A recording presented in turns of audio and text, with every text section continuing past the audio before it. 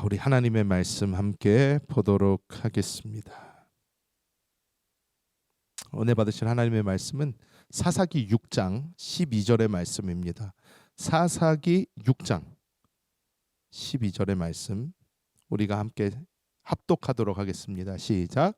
야훼의 사자가 기드온에게 나타나 이르되 큰 용사여 야훼께서 너와 함께 계시도다 하매. 아멘. 저는 오늘 이 기드온 이라는 제목을 가지고 약할 때 강함 되시는 주 우리 하나님을 우리 오늘 함께 나눠보도록 하겠습니다. 저희는 작년부터 시작을 해서 성경의 창세기부터 쭉 가면서 성경에 여러 가지 인물들이 등장하는 것을 보면서 그 인물들 한 사람 한 사람을 통해서 하나님께서 우리에게 부어주시는 그 은혜를 나누고 있습니다. 정말 많은 사람들이 있습니다.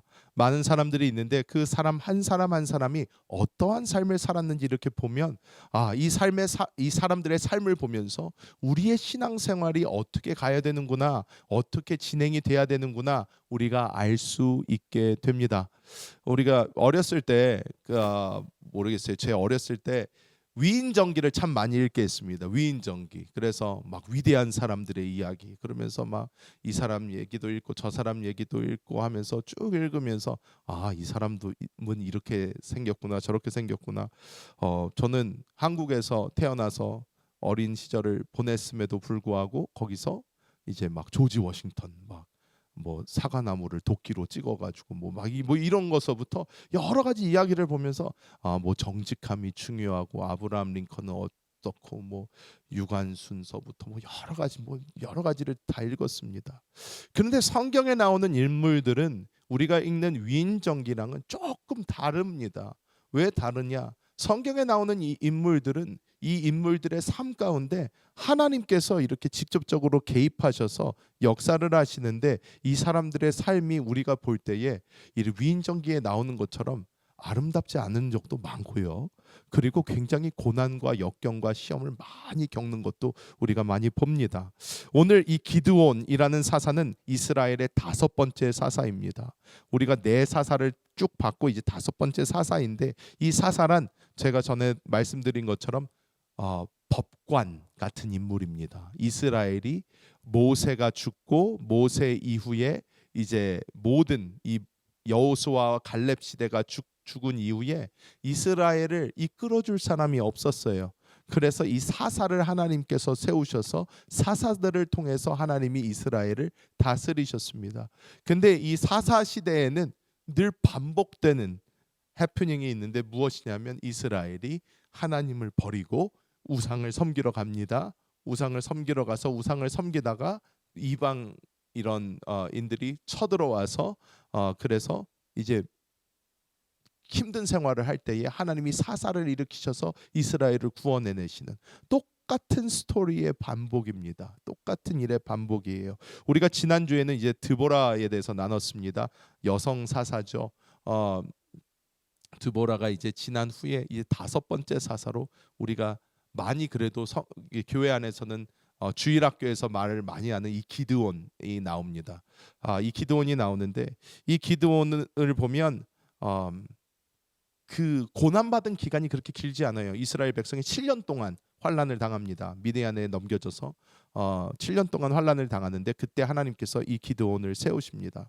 기드온을 세우시는데 우리가 이 전에 사사들 시대에 봤던 대로 굉장히 이스라엘이 이 억압을 갖고 압제를 받을 때는 되게 불쌍하게 삽니다. 불쌍하게 살아가요. 그런데 우리가 이제 오늘 이 기드온의 삶을 다시 한번 보면서 오늘날 지금 몇천 년이 지난 오늘을 살아가는 우리와 이 기드온과 무슨 상관이 있으며 이 기드온의 삶을 통해서 우리는 무엇을 배울 수 있을까? 우리가 함께 나눠보도록 하겠습니다. 자, 첫 번째로 하나님께서는 기드온을 부르시는데요. 하나님이 기드온을 부르실 때에 그의 정체성을 바꿔주십니다. 그의 정체성을 바꿔주십니다. Transformation in Identification 이렇게 얘기를 해봤는데 기드온을 보면 여러분이 사사기 여기를 쭉 읽어보시면 기드온이라는 사람의 인생을 이렇게 보면 되게 겁이 많아요. 이게 왜? 살고 싶은 사람입니다. 누구한테 찍히고 싶지도 않고 누구에게 이렇게 뭔가 눈에 띄는 일을 하고 싶지도 않고 그리고 앞에 나서기도 그렇게 좋아하지 않는 사람처럼 나와요. 왜? 이 사람이 맨 처음에 나오는 그 본문 11절을 보면요. 어떻게 나오나 한번 볼까요? 11절을 보면 넘겨주면 좋겠는데 한번 읽어보겠습니다. 야훼의 사자가 아비에셀 사람 요아스에게 속한 오브라에 이르러 상수리 나무 아래에 앉으니라. 마침 요아스의 아들 기드온이 미디안 사람에게 알리지 아니하려 하여 밀을 포도주 틀에서 타작하더니 이렇게 나옵니다. 자, 이게 무슨 광경이냐면요. 이해가 좀 있어야 돼요. 자, 우리가 한국에서도 뭐 결을 턴다고 그러잖아요. 그러면 어디서 합니까? 마당에서 해요. 마당 넓은 데서 이렇게 깔아놓고 퍽퍽퍽퍽 털어가지고 바람에 날리고 막 이러면서 이제 이런 거를 하는데, 그런데 지금 이 기드온이라는 사람은 괜히 자신의 곡식이 미디안 사람 눈에 띄었다가 뺏길 것 같으니까 이 사람이 겁이 나니까 어디서 하냐? 포도줄 틀은요 굉장히 좁아요. 굉장히 좁은 공간에 들어가서 아무도 안 보게 되게 소심하게 이거 털고 있는 거예요. 그러니까 이 기드온이라는 사람이 남의 눈에 띄지 않게 조심조심 자기가 먹고 살 만큼 그냥 해가지고 어떻게든 살아보고자 하는 모습을 오늘 저희는 이 11절에서 볼 수 있는 것입니다. 원래 바람이 잘 부는 넓은 마당에서 허허하고 이렇게 해야 되는데 이 기드온은 너무 겁이 나니까 그러지를 못하는 거예요. 그냥 좁은 데 들어가가지고 자기 어떻게든 먹고 살 거 얻고자 그렇게 하고 있었습니다. 이 바람도 없고요. 그리고 움직일 공간도 없는 그곳은 꼭 이스라엘이 갇혀 있는 그 절망의 상황과 굉장히 비슷하게 보여집니다. 마음속에는 하나님이 우리를 버리셨나 보다, 우리 이스라엘은 끝인가 보다 하는 그런 생각만 가득했었습니다. 그런데 그때에 하나님의 사자가 나타납니다. 하나님의 사자가 나타나서 뭐라고 합니까? 그 다음 절 한번 볼까요? 그 다음에 보면 12절 우리가 같이 읽어보겠습니다. 야훼의 사자가 기드온에게 나타나 이르되 큰 용사여 야훼께서 너와 함께 계시도다 하매. 자, 기드온이라는 사람이 스스로를 바라볼 때에 그렇게 용감한 사람도 자기가 나서고 싶은 사람도 아니었는데 하나님의 천사가 이렇게 딱 나타나서 기드온에게 딱 하고 던지는 말이 기드온을 뭐라고 부릅니까? 큰 용사라고 부릅니다. 큰 용사라고 불러요.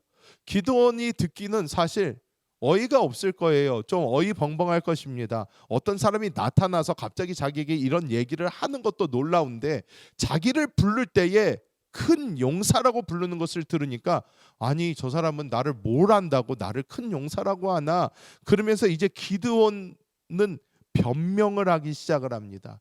저는 그렇게 대단한 사람이 아닙니다. 저는 저희 형제 중에서도 대단한 사람이 아니고요. 저희 집안도 그렇게 대단한 집안이 아니고요. 계속 변명을 하기 시작을 합니다. 하지만 이 천사는 이 기드온을 택해서 이 기드온에게 너는 큰 용사다 하면서 이 기드온의 처음부터의 생각을 확 하고 바꾼다는 것입니다. 우리는 스스로를 볼 때에 우리가 그렇게 대단한 사람 같지 않고 우리가 이 세상을 살아가면서 볼 때에 우리의 연약함을 참 많이 보게 됩니다. 정말 내가 뜻대로 되는 것도 잘 없는 것 같고 또 한순간은 나를 믿고 막 해본 적도 있지만 또 어느 순간이 딱 되니까 우리의 한계를 보는 그런 때가 참 많습니다. 하지만 오늘 이 말씀처럼 하나님께서는요 기드온을 부르실 때 처음부터 기드온이 자신에 대한 생각을 완전히 바꾸게 하신다는 것입니다. 우리가 아무리 볼 때에 나는 가진 것도 없고 뭐 남들보다 배운 것도 없을 수도 있습니다. 남들보다 내가 내세울 것도 없을 수도 있어요. 하지만 하나님께서 우리를 부르실 때는 새로운 관점에서 보게 하신다는 것입니다. 강한 용사다 이렇게 부르신다는 거예요. 그러면서 우리는 볼 때에 아니 나를 아무리 봐도 나는 그렇게 강한 용사 대단한 사람이 아닌데요 할 수 있지만 하나님께서는 그러면서 우리의 이 육신, 우리의 갖고 있는 지식 이것을 넘어서 우리 영 안에 계신 주님을 보게 하시는 거예요. 주님을 보게 하시면서 그 안에서 내가 나 혼자 있는 것이 아니구나. 내가 혼자 살아가는 것이 아니구나. 내가 내 안에 하나님이 살아계시구나. 하나님이 나를 인도해주고 계시는구나. 언제나 나와 함께 하시는구나. 우리가 이것을 딱 깨닫는 그 순간 우리는 우리의 관점, 우리의 생각 자체가 변화한다라는 것입니다. 고린도전서 1장 27절 우리가 함께 읽어볼까요? 그러나 하나님께서 세상의 미련한 것들을 택하사 지혜 있는 자들을 부끄럽게 하려 하시고 세상의 약한 것들을 택하사 강한 것들을 부끄럽게 하려 하시며 이렇게 말씀하고 있습니다. 이것이 무엇입니까? 내가 약할 때 주님께서 강함이 되어 주셔서 나는 못하고 나는 할 수 없지만 하나님께서 나를 이끌어 주심으로 내가 할 수 있게 된다라는 것입니다. 내가 안 되는 것도 내가 할 수 있게 된다라는 거예요. 나는 힘이 없습니다. 나는 능력이 없습니다. 하지만 하나님께서 붙잡아 주실 때에 우리는 전혀 다른 삶을 살게 된다라는 것입니다. 하나님은 그래서 우리를 보고 다른 곳을 보라고 하십니다. 나를 바라보지 말고 지금 나의 상황을 바라보지 말고 지금 나의 생각, 나의 모든 것을 사로잡고 있는 것을 내가 거기서 빠져나와서 하나님이 바라보시는 그것을 나를 보게 하시는 거예요.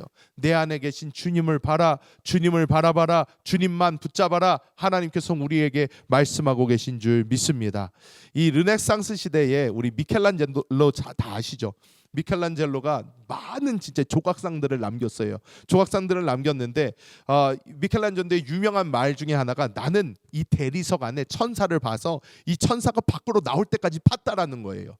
그냥 이걸 멋있게 깎아봐야지가 아니라 그냥 천사가 나올 때까지 했다라는 것입니다. 그런데 우리가 1501년에 이 피렌체의 성당 마당 한 구석에 이 거인이라고 부르던 대리석, 이 유명하잖아요. 원래 대리석이 그걸 갖다가 딱 갖고 왔는데 이 대리석 한 덩이가 어마어마하게 큰 덩이가 25년간 버려져 있었습니다. 버려져 있었어요. 그 당시에 최고의 조각가들이 가가지고 조각을 해보려고 했는데 보니까 돌에 결이 있다고 합니다. 저는 여기 처음 알았어요. 배우는데 돌에도 결이 있대요. 그 결이 맞아야지 깎을 때 잘 깎일 수가 있는데 결이 맞지가 않대요. 그래가지고 이 큰 돌이 성당 마당 한 구석에 너무너무 좋은 돌같이 보이는데 결이 맞지가 않다고 쓸모없는 돌이다 이렇게 포기되어서 방치되고 잡초와 쓰레기만 쌓여가고 있었어요. 그런데 미켈란젤로라는 그 유명한 사람이 지나가다가 그 돌을 탁 보고 사람들이 다 안 된다고 그러는데 이 사람이 이거 내 작업실로 옮겨주세요 한 것입니다. 작업실로 옮겼습니다. 그러면서 이 미켈란젤로는 이렇게 말했다고 합니다. 당신들은 흠집난 돌을 보고 있지만 나는 이 안에 숨어있는 승리자 다윗의 모습이 보입니다. 그러면서 깎아서 저 유명한 미켈란젤로의 작품인 다윗 상이 나오게 되었다고 하는 것입니다. 미켈란젤로는 돌에 난 상처를 오히려 다윗의 영동적인 근육으로 승화시켰고 비틀린 그 결을 따라서 강인한 의지를 새겨 넣었어요. 그래서 3년 뒤에 이 놀라운 다비드상을 만들었다라는 것입니다. 여러분 우리 스스로를 볼 때는 또 다른 사람들이 볼 때는 흠집난 돌처럼 보일 수가 있어요. 뭐 이전에는 뭐 어땠을지 몰라도 지금은 아니다. 우리가 볼 때에 난 지금 나이도 그렇고 환경도 그렇고 뭐도 그렇고 생각할 수 있어요. 하지만 하나님께서 우리를 보실 때는 우리 안에 생명 되신 그리스도가 보이신 줄 믿습니다. 그 그리스도가 우리 안에 계시기 때문에 우리는 그 그리스도가 우리 밖으로 나타나실 때에 우리는 이 세상 사람들이 볼 때에 저 사람은 어떻게 갑자기 저럴 수가 있지? 하는 놀라운 역사들을 우리는 일으키며 이 땅을 살아갈 수 있게 되는 줄 믿습니다. 두 번째로 이 기드온을 어떻게 사용을 하셨나 보면 하나님께서는 이 기드온을 영적으로 깨끗하게 먼저 하셨습니다. 영적으로 깨끗하게 하셨어요. 하나님께서 기드온에게 미디안 대군과 맞서 싸우라는 이 사명을 주시기 전에 먼저 명령하신 게 있어요. 제일 먼저 시키신 것이 있다는 것입니다. 자, 사사기 6장 25절 보면 함께 읽어볼까요? 그날 밤에 야훼께서 기드온에게 이르시되 내 아버지에게 있는 수소 곧 7년 된 둘째 수소를 끌어오고 내 아버지에게 있는 바알의 제단을 헐며 그 곁에 아세라상을 찍고 나무로 만들어진 우상을 찍어다가요 그거를 땔감을 삼아가지고 하나님께 제사를 먼저 드리게 합니다. 이것은 무엇을 이야기하고 있는 것이냐면 이스라엘이 근본적인 문제가 뭐였나 하나님 보여주시는 거예요. 우리는 많은 경우 문제가 있을 때 이 문제가 벌어진 여기를 자꾸 고치려고 합니다. 그런데 정말 전문가일수록 문제의 근원을 찾아내려고 해요. 아, 무엇 때문에 이 문제까지 오게 되었나를 이제 보려고 합니다. 자, 하나님께서 이 기드온에게 말씀하신 건 지금 눈에 보이는 건 미디안이라는 그런 문제가 있어요. 미디안이라는 억압하고 있는 나라가 있습니다. 우리 생각에는 미디안을 치워버리면 될 것 같아요. 미디안만 없애버리면 이스라엘은 행복하게 살 수 있을 것 같습니다. 하지만 하나님이 보여주시는 것은 이스라엘이 거기까지 가게 된 이유가 하나님을 떠나서 그렇다는 거예요. 하나님하고 붙어있지 않기 때문에 그랬다는 거예요. 다른 우상들에게 갔기 때문에 그랬다는 거예요. 그러니까 하나님께서는 기드온에게 너 미디안하고 싸워라 라고 말씀하시기 전에 하나님께서는 이 기드온을 데려다가 야, 너희 아버지가 있는 그 바알 그리고 아세라상 다 찍어서 우상들을 먼저 없애버리고 하나님과의 교통, 관계를 먼저 회복해라. 먼저 회복하고 그 다음에 하나님의 일을 하게 하십니다. 여러분, 이 기드온이 했던 일, 기드온이 가장 먼저 했던 일을 통해서 이스라엘 사람들에게는 어떤 일이 일어납니까? 영적인 나팔이 불리게 됐어요. 아, 우리가 지금 이거 잘못하고 있었구나. 이게 문제의 근원이구나. 맨 처음에는요, 기드온이 이거 찍었을 때 동네 사람들 다 어떻게 했어요? 누가 이랬냐? 잡아 죽이자 그랬어요. 그런데 이 기드온 아버지가 나와서 뭐라고 그래요? 바알이 손이 없고 아세라가 손이 없겠냐?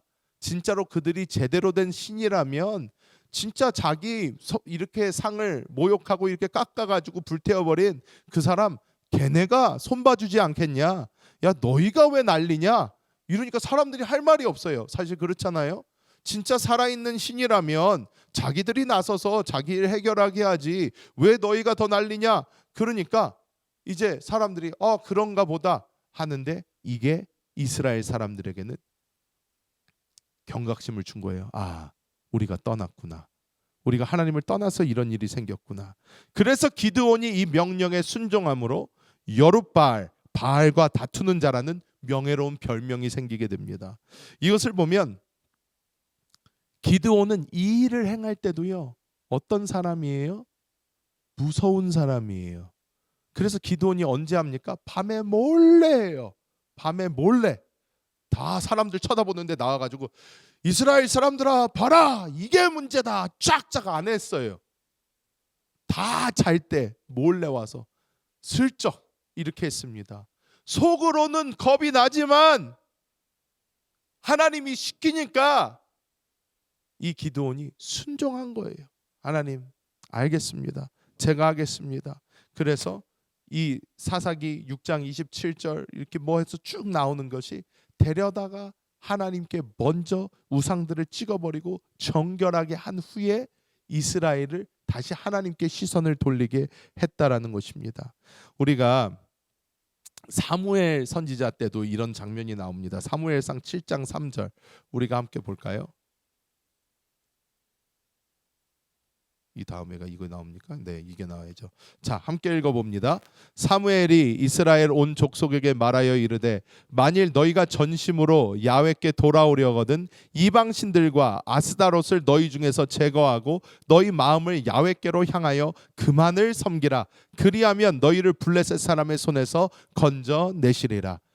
여러분, 근데 우리가 이런 이야기를 들을 때 많은 분들이 이렇게 생각하실 수 있습니다. 아니, 목사님, 뭐 저는 뭐 그냥 교회 잘 다니고 뭐 제가 뭐 우상이 어디 있고 저희 집에 몰래 숨겨둔 불상도 없고 뭐 다른 것도 없습니다. 뭐 전 그냥 교회 잘 다니는 사람인데요, 생각할 수 있습니다. 근데 여러분, 우리가 여기서 보아야 될 것은 나의 시선, 나의 중심이 어디가 있냐는 것입니다. 내가 세상을 살아가면서 나의 시선, 나의 중심이 하나님께로 되어 있지 않고 내가 의지하는 것이 하나님이 아닌 다른 어떤 것이 되어 있을 때에 하나님께서는 우리를 반드시 부르세요. 자, 우리가 여기서 보아야 되는 것은 이스라엘이 하나님을 떠난 이유, 제가 많이 말씀을 드리지만 그 이유는 무엇이냐? 하나님이 살아계셔서 그렇습니다. 이게 무슨 말인가? 다른 우상들은요, 갖다가 재물만 잘 바치면 문제 없어요. 아무도 뭐라고 안 합니다. 자기가 믿고 싶은 대로 하고 싶은 대로 하면 돼요. 내가 내 삶을 그냥 살아가는데 이 우상은 그냥 어떻게 보면 우리가 흔히 말하는 부적 같은 거예요. 그냥 재수 좋게 하나 더 갖고 다니자. 혹시 모르니까. 그런데 하나님이 원하시는 것은 우리와의 인격적인 만남이고 우리와의 인격적인 삶의 교통입니다. 하나님은 우리를 그냥 우리가 뭐 필요할 때마다 요술의 램프처럼 이렇게 문질러서 하나님 이런 문제가 있습니다. 도와주세요. 그런 다음에 어디 처박아 놨다가 다른 문제가 생길 때 또 꺼내가지고 하나님 도와주세요. SOS. 이게 하나님 원하시는 게 아니에요. 하나님이 원하시는 것은 하나님과의 관계를 원하십니다. 인격적으로 만남이 회복되기를 원하세요. 그렇기 때문에 우리가 어떤 고난을 지나갈 때, 어떤 환난을 지나갈 때, 우리에게 어떤 문제가 생겼을 때에 우리는 가장 먼저 체크해야 되는 것이 무엇이냐? 내가 지금 하나님과의 관계가 어떻게 되어 있나? 나 지금 우리 하나님과 내가 어떤 삶을 살고 있나? 우리 하나님을 내가 어떻게 만나고 있는가? 내가 하나님과 대화하고 있는가? 내가 하나님과 교통하고 있는가? 내가 하나님을 바라보고 있는가? 우리는 그거부터 살펴볼 때에 우리의 가장 근본적인 그 문제가 해결되는 줄 믿습니다.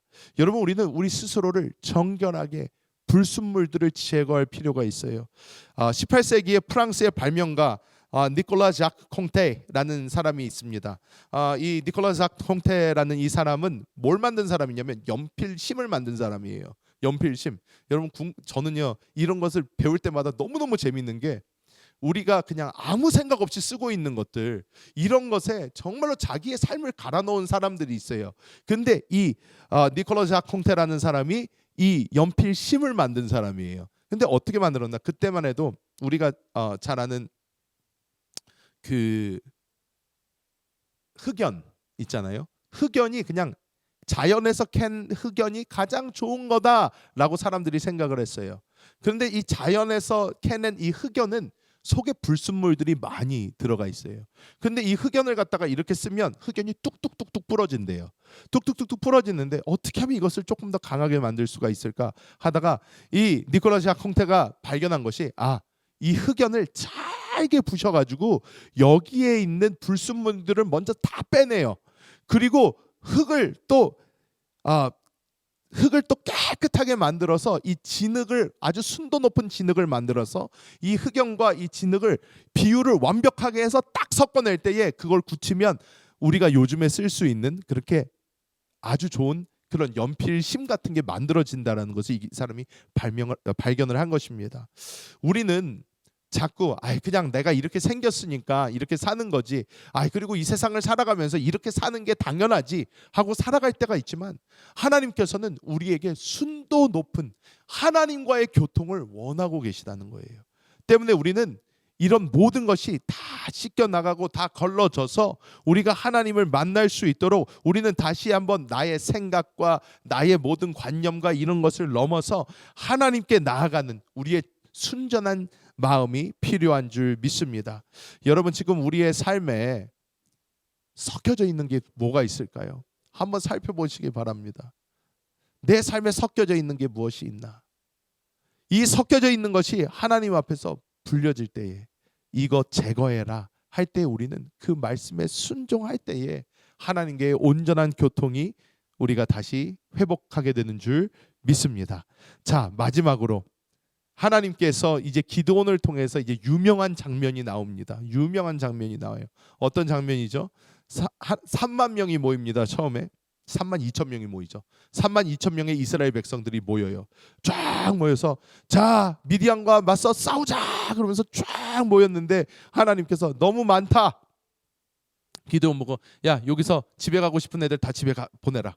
그랬더니 집에 가고 싶은 사람 다 가라. 그랬더니 눈치 보는 사람이 나는 집에서 누가 기다리고 있어서 나는 3대 독자라서 뭐해. 그래서 쫙 다 빠졌어요. 그러고 나서 또 사람들이 남았더니 하나님이 아직도 많다. 그래서 어떻게 하세요? 냇물가로 데리고 가서 이제 물 마시게 해라. 물을 마시는데 물을 마실 때 사방을 둘러보면서 물을 경계한 상태로 손으로 떠서 마시는 그 사람들만 추려라. 그랬더니 3만 2천 명에서 300명으로 줄게 되었습니다. 3만 2천 명에서 300명으로 군사가 줄었어요. 여러분, 이것은요 군사 작전을 할 때에 볼 때는 아주 요즘처럼 미국이 뭐 얼마 전에도 저기 어느 나라죠? 거기 가서 마두론가 할 때 특수 정예 부대만 이렇게 쫙 들어가서 싹 하고 싹 나왔잖아요. 그런데 이때는요 이스라엘이요 무기가 그런 무기가 없어요. 이스라엘은요 그렇게 강한 나라도 아니에요. 특수 작전을 펼칠 수 있는 군대도 아닙니다. 그런데 하나님이 그 사람들만 줄이신 이유가 무엇이에요? 이스라엘이 자기의 힘과 자기의 능력으로 승리하지 않은 것을 확실하게 보여주기 위해서 하나님 그렇게 하십니다. 자, 여러분 우리가 여호수아 시대에도 마찬가지죠.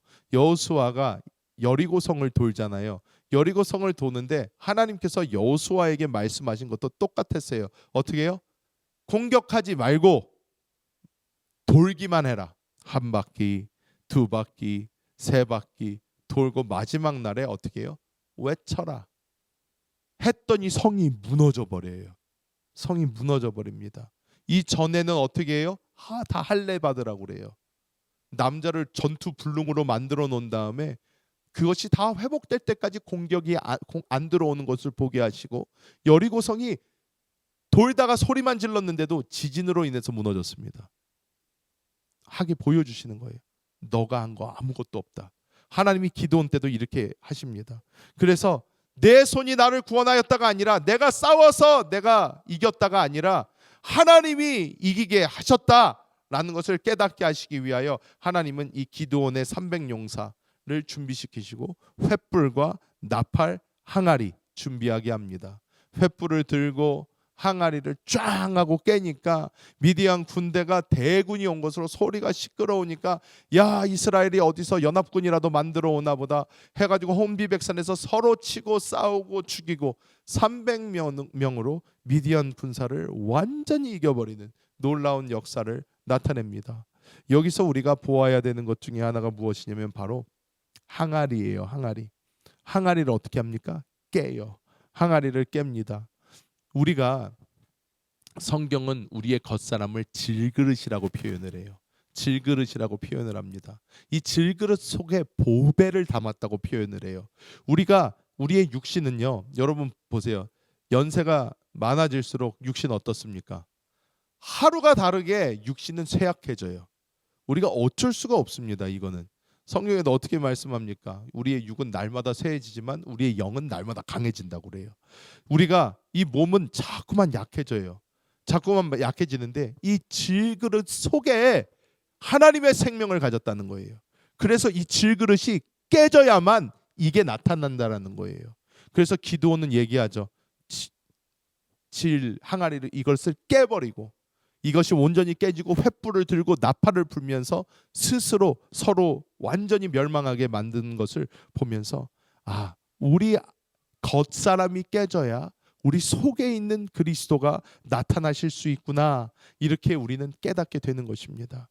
많은 경우 하나님이 일하시지 못하는 큰 이유는 무엇인가? 내가 너무 강해서 그래요. 내가 너무 강해서 그래요. 내가 벌써 머리로 다 판단하고 머릿속으로 다 계산하고 안 돼요. 이건 이래서 안 되고 저건 저래서 안 되고 요건 요래서 안 됩니다. 계산 다 합니다. 그리고 하나님이 일하실 공간을 주지를 않아요. 나 스스로 다 짜놓고 내 스케줄, 나의 생각, 나의 모든 거 변함없습니다. 나는 이렇게 하기로 했으니까 이렇게 할 거야. 나는 원래 이렇게 살아. 나의 삶은 이래. 내가 나의 삶의 왕이 되고 내 삶의 주인이 되어서 우리는 일합니다. 이럴 때는 하나님이 일하실 수가 없어요. 이반 로버츠라고 웨일스 부흥의 주역인 분이 계셨습니다. 이분이 광부였어요. 13살 때부터 석탄을 캐는 일을 했습니다. 13살 때부터 석탄을 캐는 일을 했는데 이 사람이 자기가 하나님이 부르셨어요. 광부를. 그래서 11년 동안 아무도 모르게 그냥 복음을 전하는 그러한 일을 했어요. 그런데 이 사람이 1904년도에 이 성가대석 아래에서 기도하던 중에 하나님이 성령이 임했어요. 하나님을 만났어요. 그 중에 하나님께서 확 하고 임하시니까 이 사람 입에서 어떤 말이 튀어나왔냐면 Lord, bend me. 하나님 나를 꺾으소서, 나를 꺾으소서라는 말이 튀어나온 거예요. 나의 고집, 나의 아집, 나의 삶에 대한 나의 어떠한 것, 모든 것 내가 하나님 앞에 놓으니까 하나님 나를 꺾으소서라는 말이 나왔을 때에 이 사람을 통해서 10만 명 이상이 회개하고 하나님께 돌아오고요. 그 사람이 살던 동네의 모든 안 좋았던 것들이 다 회복되기 시작을 하고 하나님의 놀라운 역사가 지역적으로 일어나는 것을 체험하게 됐습니다. 이 한 사람이 어떻게 기도를 했어요? Lord bend me. 하나님 나를 꺾으소서. 나를 꺾으소서. 나를 내가 꺾어지고 내가 부서질 때에 하나님의 역사가 일어나면서 하나님의 놀라운 부흥의 역사도 나타나게 된 줄 믿습니다. 여러분, 오늘도 우리는 똑같은 삶을 살고 있습니다. 이 1904년도에 살았던 이 사람과 우리와의 삶이 별반 다르지 않아요. 우리는 내가 하나님 나를 사용해 주세요 라고 이야기를 하지만 늘 내 생각, 나의 의지, 나의 노력 너무나 우리를 꽁꽁꽁꽁 싸매고 있습니다. 우리가 이것을 주님 앞에 온전히 내려놓고 하나님 나를 꺾고 나를 사용해 주십시오 하고 내가 하나님께 나를 드릴 때에 하나님의 손에 들리는 우리는 위대한 역사를 이루게 될 줄 믿습니다. 말씀을 맺도록 하겠습니다. 여러분, 기드온은 지극히 작은 자였고 겁쟁이였습니다. 하지만 이 기드온이라는 사람을 통해서 하나님께서 역사를 하셔서 이 미디안 내 손에서 이스라엘 백성을 구원해 내시는 놀라운 역사를 이루십니다. 오늘날 살아가는 우리 또한 이곳 미국에서 이렇게 살아가면서 우리는 삶의 환경을 바라보고 우리 주변에 주어진 어떤 것을 바라볼 때에 내가 이것을 할 수 있을까? 내가 이 환경을 헤쳐나갈 수 있을까? 여러 가지 문제 앞에서 넘어지고 힘들 때가 많지만 우리가 하나님 앞에 우리 자신을 내려놓고 우리의 영적인 관계를 회복하고 하나님 앞에 꺾여서 하나님께 사용받을 그때에 우리는 하나님의 그 놀라운 손으로 사용받게 되는 하나님의 놀라운 도구가 될 줄 믿습니다. 이 주님을 따라가시는 우리 모든 성도님들 되시기를 예수님의 이름으로 축복합니다.